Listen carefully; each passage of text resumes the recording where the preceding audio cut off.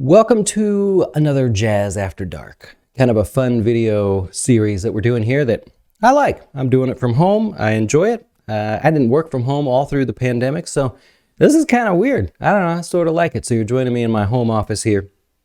And I always say, grab a drink, come hang out with us. And tonight I actually have, it's a Japanese whiskey. It's called Ichiro's Malt. And yeah, before you think like I spend all my money, this guy spends all his dough on this stuff. Look at this is what it is. Actually, I'm not like a spokesperson for these people, but it's called Flaviar, and me and Charlie joined this. So we get these little things, and they're just little vials where you get to test, and then they send. We usually just do this in the office. We call it our book club.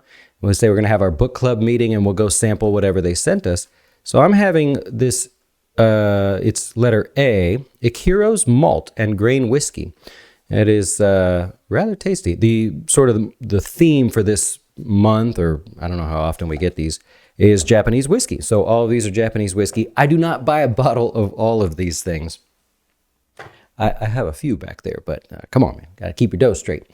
Anyways, grab a drink. Hang out with me a little bit here. It's actually really good. I don't know if you've ever had Japanese whiskey, but it's sneaky smooth, right? So just something to keep in mind.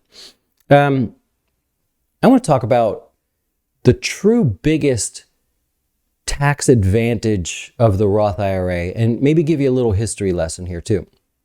So I don't remember if it was 1983 or 1984. Anybody that's older than me can tell me. That's when Social Security first became taxable. Now, not like out of your paycheck. I'm talking about when you get older and you get your Social Security benefit, that potentially is taxable.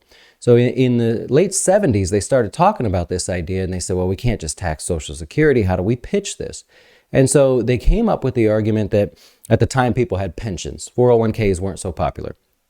So they said, well, people pay into a pension and only the growth or the future monthly payout in excess of their contribution is taxable. So if they put $1 in and 20 years later they get $1.50, well, only the 50 cents was taxable. Your dollar that you put in was tax-free. So they pitched this as, let's do the same with Social Security. So what they did is they said, okay, we figure it's about 50%. So your contribution to Social Security is about 50% of your total future benefit. I don't know if that's true or not. Back then, I don't know if that's true or not. That worked out to be that formula. But this is what they came up with. So they voted on this and they said, okay, we don't want to make this unfair for the lower income people. So if you're married filing jointly and you make less than I think it was $33,000 a year, I'm going somewhere with this, but just drink up and enjoy the story time. So they said, well, if you're married filing jointly and you make less than $33,000 a year, then tell you what, we won't tax it. But if you make more than that, we're going to tax 50%. We're going to ask you to pay tax on 50% of your Social Security benefit. Now, somewhere in the 90s, I think it was 92, 93. 92 is my favorite year of all times. Hello, Crossman, 92. But it was 93, actually. My favorite year is 92, but 93. So in 1993, Social Security said, hey, we're gonna change this a little bit. We need to do this. So they said, if you make up to $44,000 a year, notice how the number didn't change much, by the way? All those years, they didn't change the number. So they said, well, if you make over $44,000 a year married filing jointly, now you're going to pay 85% of your tax, or 85% of your Social Security benefits are taxable. There was still the 50% tier and still is to this day, but they came up with that solution. So now there was tiers, right? And the reason why what I'm about to tell you is such a big deal is because what is the number today? So that was 1993. Go 10 years forward. You got 2003. Go another 10 years forward. You got 2013. See how good I am at math. Go almost another 10 years forward. What's the number that your Social Security benefits become taxable? 85% of them become taxable. Is $44,000. So to this day, when you get your Social Security check, if married filing jointly, if you make over $44,000, now this is your IRA withdrawals, part-time income, Social Security, that counts too. So that counts as the income that they use. So if that's over $44,000 and you're married filing jointly, then you pay tax on 85% of the benefits that you get paid out. See what they did there? Have you ever thought about that? They tax you more by not raising the amount. And this is, I'm not like a conspiracy guy or whatever. I don't know why they do this, but so in 1993, it was $44,000. Today, it's $44,000. Any idea what 44 grand could have bought you in 1993 versus today? The first home that I ever bought, you could have actually bought that for less than $44,000. My starter home when I was 19 years old. So it gives you an idea of inflation, right? So the biggest tax advantage of a Roth is not that you're skipping out on taxes on your growth.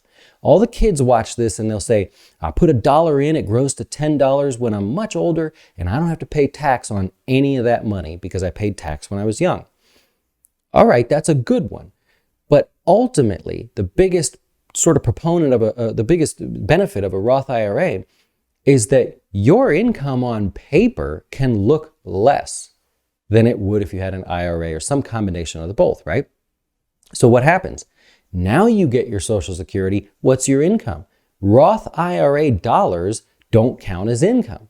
So if you lived off your Roth, and I don't know many people that do, but maybe a Roth 401k and a Roth IRA, you'd have no real income. You might have a taxable account that has some dividends and such, but your Social Security payments, unless they're over 44,000, which we're getting there, right?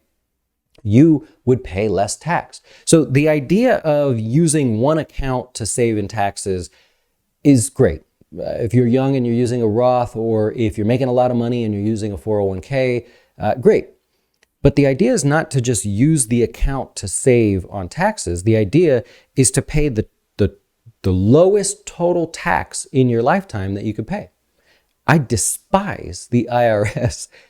I feel like I can use my dollar to do better. As you might be able to tell from my laptop there, I'm a pretty big drum corps fan, and I donate extremely heavily and will possibly be sponsoring some of their events this year because I feel like that does better than giving it to Uncle Sam, right? So I'm focused on the total tax that I'll pay over my lifetime. I want the big number to be low. Maybe it's $10 million you pay over the life. I want that number to be 5, 4, maybe 6 if I can't do it as well. I want to take those extra dollars and do something. So by having your income on paper as low as possible, 20 years from now is the limit on Social Security taxed at 85% of your benefits there? Is it still going to be 44,000? There's nothing to say it will go up at the moment. There's proposals. I don't think anything's passed, right? So we want to focus on that. Think of the IRS as, I love the thing that you see online. I don't know if it's Instagram or whatever, where people mimic the IRS and they say, hello, this is the IRS. And they, well, how can I help you? And then the person, inevitably the same person goes, I'd like to know how much to pay on my taxes. And then the IRS comes back on and says, oh no, we can't tell you that. You have to guess what the number is, right? And that's sort of true. There's all these rules that you can use. Granted, this one may seem sort of simple. There's all these rules you can use. Pay the lowest lifetime tax that you can by using the various accounts that you can. And that just made me think of a bonus tip, and we're going to make this probably the next video. Use your HSA. So many people look at the surface value of an HSA, health savings account, if you want to look it up, and they say, okay, I'm married filing jointly. I put $7,300 in. You're giving me a tax deduction, or you're helping me there. Okay, I don't get it. Oh no, think more of what you can do with that legally. So we'll cover that in the next Jazz After Dark if you're available and around. Glad you guys are liking these here, and I'll get out of your way. Enjoy the rest of your drink. See you tomorrow night. Adios.